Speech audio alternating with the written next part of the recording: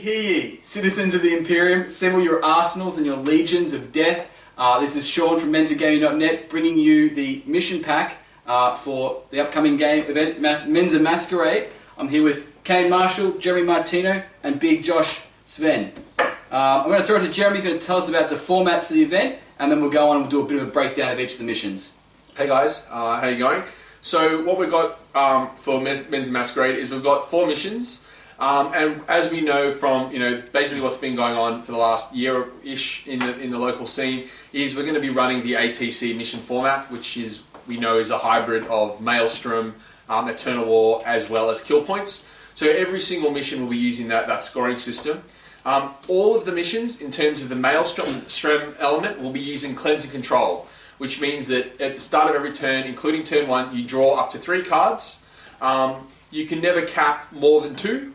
And if you draw a card, you can't cap, you cycle it. And if you draw 2 of the same hold objective X card, you cycle 1. So we'll be using that cleansing control for all of the missions. And you also can discard 1 card per turn as well. Yes, and you can discard 1 card at the end of the turn. And it's also worth noting that for the Eternal War objectives, we're always going to be running 4 Eternal Wars. So it doesn't, for each of the 4 missions, there will be 4 Eternal War objectives. The remaining 2 objectives will only be used for Maelstrom. That's objectives 5 and 6 for those who are thinking about it. So first up, the first mission for the event is going to be the Joust, and I'll get Kane Marshall to tell us a little bit about that one. Okay, so the Joust basically is a mission based around killing and trying to protect your units. So the bonus points, there's 5 bonus points available. So the first bonus point will be basically for slaying the warlord, so slaying your opponent's warlord.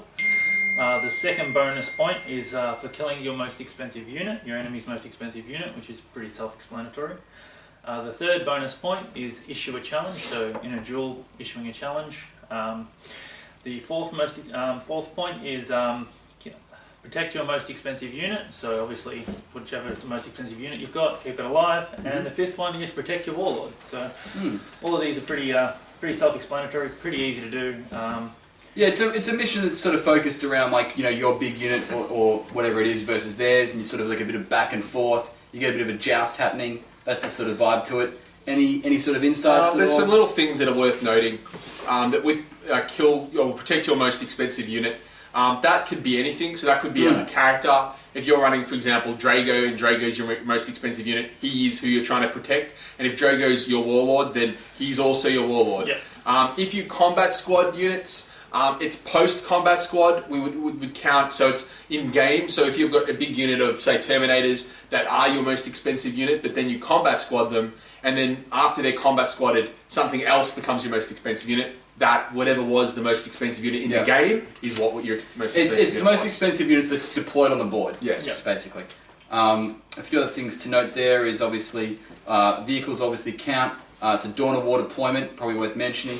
As Jeremy said. And also, before we move on, just in case, we should have mentioned it right at the start, you'll have 15 points available for the actual game itself. They're based on victory points, and then the bonus points that Kane just mentioned are above at the end. So you have 20 points overall per match available. 15 are from the actual result of the game, and 5 are from whether or not you achieve the bonus points.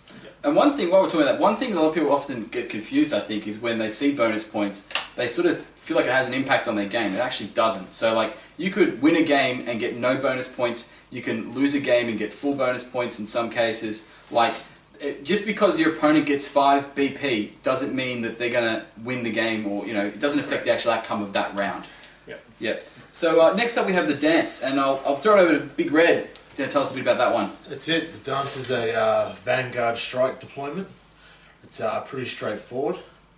It's control the most objectives at the end of turn 1 for the first point, and it's pretty much follows suit for the next 5 rounds. So at the end of the second, at the end of the third, at the end of the fourth, at the end of the 5th. Yep.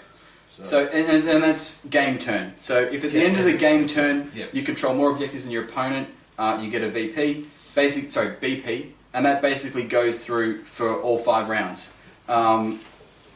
this one's obviously all about movement and dancing around your opponents and controlling things. It also does benefit some lists that were probably able to shoot units off, so the person that went second in the turn being able to shoot a unit off the objective. It's actually a big advantage for getting second turn on this one. Yes, which is obviously like something that's contrary to a lot of games. Like we know that there's an 85% win ratio on first turn. This sort of might throw things around a little bit. Yeah, definitely.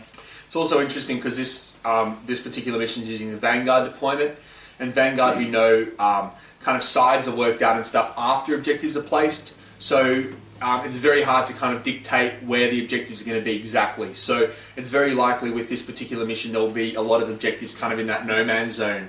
It will involve a lot of forward movement to capture those objectives and make sure. It's also worth noting that if you have a tie, so there's obviously 6 objectives. If 3 players are, you're controlling 3 each, then Josh, do you want to explain what's going to happen in the case of a tie? It comes down to objective secured. Exactly. So, Sean, what does that mean? And what? So you basically, you take your objective secured units. If you've got more objectives controlled by objective secured units than they do, then you win it. But again, if it's a tie again, then other players get the point there. So if I have 3 objective secured units on objectives, and Jeremy has his objectives controlled without obsec, I will get only 2 obsec. Or only 2 obsec even, correct? Yeah. I will get the point for that turn. Okay. It's very good that way because you do see quite a few people running formations, just formation lists, so it does benefit the person that's running a single. OBSEC is definitely an advantage. Combined arms are becoming a thing of the past in many ways. A lot of lists coming through nowadays have a lot of formations. GW's pushing out tons of formations, so this might be a little bit of a harken back to the old days, I suppose. Yeah, so it's also worth noting that this mission is going to be difficult to get off. Obviously, all 5 BP, Definitely. and the fact that that kind of deadlock, that 3 all, is going to result in no one getting a BP necessarily, means it's going to promote a lot of forward aggression. You're going to need aggressive play. Yeah. Which is interesting. So, Sean, you want to tell us about Feast? Okay, so the Feast is like a kill point centric mission.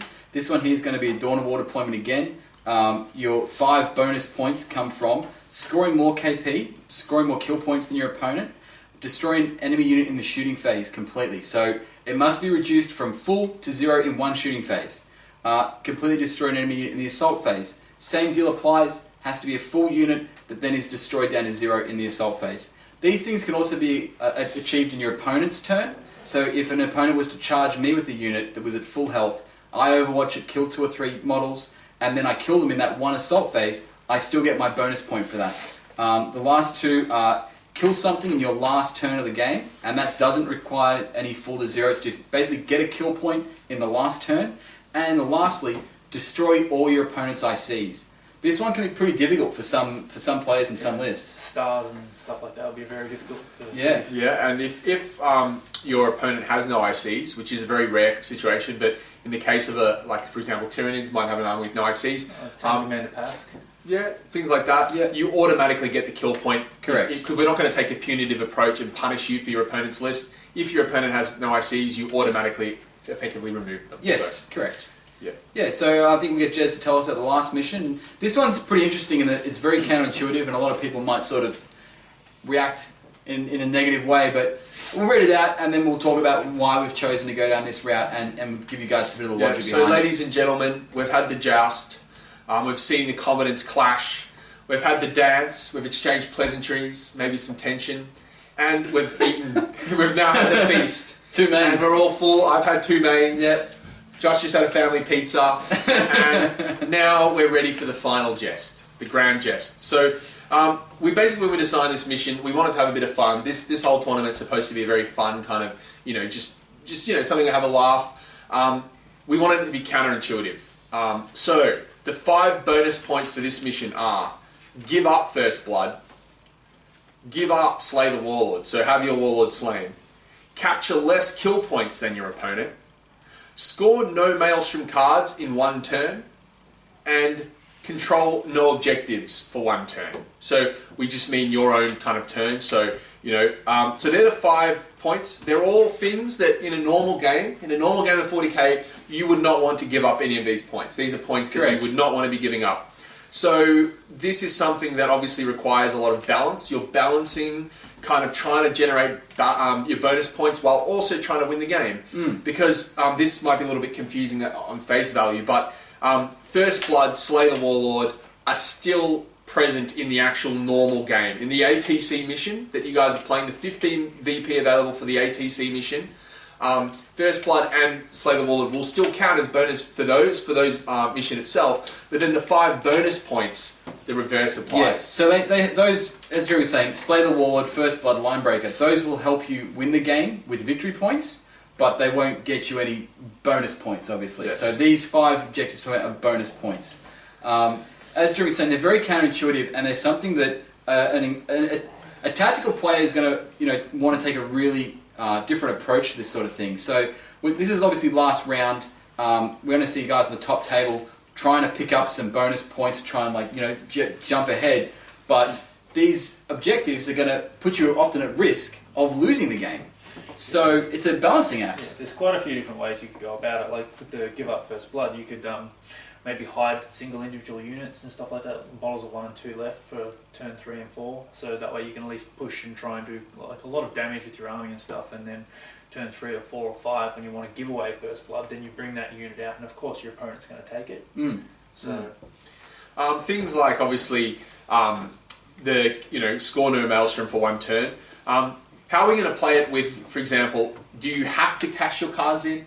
Or can you elect to not cash in a card even if you completed the card? You would be able to. You can elect not to cash in a card. Yes, that's how I would interpret it. So even if I have a model on an objective and I hold that objective, I still don't have to claim that card. I can elect to just hold on to that card, and then next turn, with the model still alive, I can then claim that. So it's possible, so that you might have a card that you'll be able to do next turn, or it's could be something like Kingslayer. You've already slain their Warlord, and you feel that this is a card you can cash at any point, so you can just claim that bonus VP for that turn, not cash any cards, and then do it in the next turn. Yeah, correct.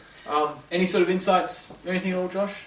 Been pretty quiet over there in the corner. Not really. I'm just thinking as an Ox player, this is going to be an easy one. So. Josh reckons it's an easy one. I mean, a lot of players, what it's going to mean is that we're going to see, there's going to be a few polarities, there's going to be 3 situations that I see coming out of this. Option A, players is going to table their opponent, and they're going to get the full 20 anyway.